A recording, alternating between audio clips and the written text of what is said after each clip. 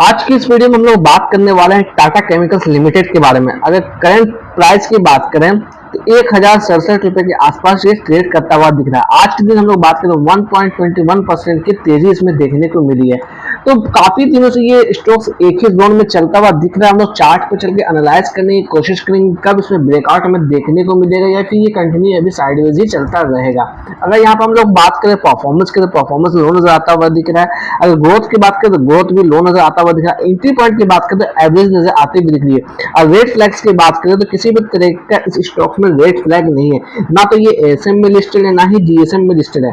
अगर forecast and ratings की बात करें तो 6 एनालिस्ट ने इसे कवर किया, जहां पर 6 ने इसे बाय की रिकमेंडेशन यहाँ पर दी है।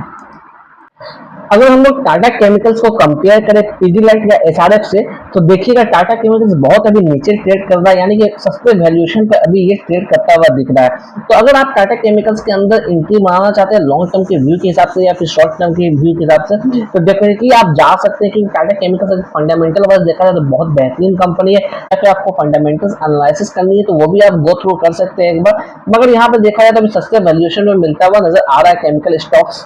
अगर हम लोग शेयर होल्डिंग पैटर्न की बात करें, प्रोमोटर्स के पास 37.98% की हिस्सेदारी है, पब्लिक के पास बात करें 28.32% की हिस्सेदारी है, डीआईएस की बात करें लगभग 20% की हिस्सेदारी, एफआईएस की बात करें 13.76% की स्टेक्स यहाँ पर है। अगर हम लोग डिविडेंड की बात करें तो 12 जून 2024 को 15 रुपए का डिविडेंड अनाउंस किया था। 14 जून 2023 की बात करें 17.5 रुपए का डिविडेंड अनाउंस किया था।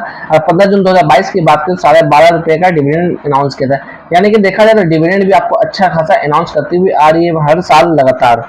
हम लोग आ गए चार्ट पर, वन डे के टाइम पे हम लोग चर्चा करें यहाँ पे, तो लोअर हाई का फॉर्मेशन लगातार इसमें होता हुआ दिख रहा है। अगर हम लोग इसको ड्रॉ करने की कोशिश करें ट्रेंड लाइन की मदद से, तो आपको इस तरह का लेवल्स नजर आता हुआ दिख रहा है, जो कि हमारा या तो बुलिश फ्लैग पैटर्न भी बन सकता है या फिर हमारा बियरिश पैटर्न भी बन सकता है। अगर ये स्टॉक इस तरह से ट्रेड करने के बाद अगर इसके ऊपर ब्रेकआउट दे देता तो फिर हमारे यहाँ पर बुलिश फ्लैग पैटर्न बनता हुआ क्लियरली दिख जाएगा। या फिर ये स्टॉक यहाँ से ट्रेड करता हुआ फिर डाउन साइड ही दे देगा हमें, तो ये फिर बियरिश पैटर्न बनता हुआ आ जाएगा।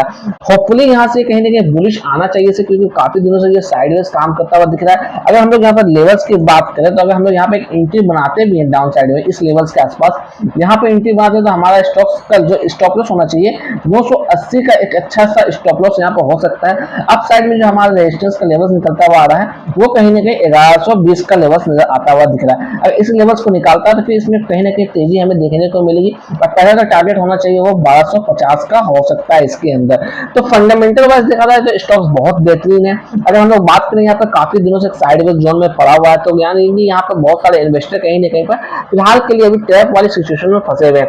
अगर हम लोग फ्रेश एंट्री की चर्चा करें तो यहाँ पर 980 के लेवल्स के साथ जाना चाहिए, क्योंकि अगर ये डाउन साइड में तोड़ता है तो ये स्टॉक्स कहीं ना कहीं फिर आपको 900 के लेवल के आसपास जाता हुआ भी दिख सकता है। बट मुझे जहां तक लग रहा है ये 900 के लेवल्स के पास नहीं जाना चाहिए, जिस तरह की बाजार में तेजी बनी हुई है। वहीं पर अगर हम लोग बात करें जहां सारे केमिकल स्टॉक्स में हमें तेजी नजर देखने को मिली, एसआरएफ की बात करें या पीडीलाइट की बात करें या फिर जितनी भी हमारे केमिकल स्टॉक्स के दिग्गज कंपनियां हैं उसमें तेजी देखने को मिली, वहां पर टाटा केमिकल्स कहीं ना कहीं शांत पड़ा हुआ दिखता हुआ नजर आ रहा है। एक साइड जोन में काम करता हुआ दिख रहा है, या हम लोग कह सकते हैं कॉन्सोलिडेटेड रेंज में काम कर रहा है। तो अब कहीं ना कहीं टाटा केमिकल्स को थोड़ा जागने की जरूरत है, यहाँ से थोड़ा सा अपसाइड का मूव दिखाना चाहिए। तो पहला टारगेट जैसे मैंने कहा 1250 का हमारे लिए हो सकता है यहाँ से। तो होपफुली ये कहीं ना कहीं आने वाले दिनों में हमें अच्छा खासा रिटर्न बना के देगा। अगर मैं वॉल्यूम की बात करूँ तो इसमें अंदर वॉल्यूम भी अच्छी खासी जनरेट होती हुई दिख रही है।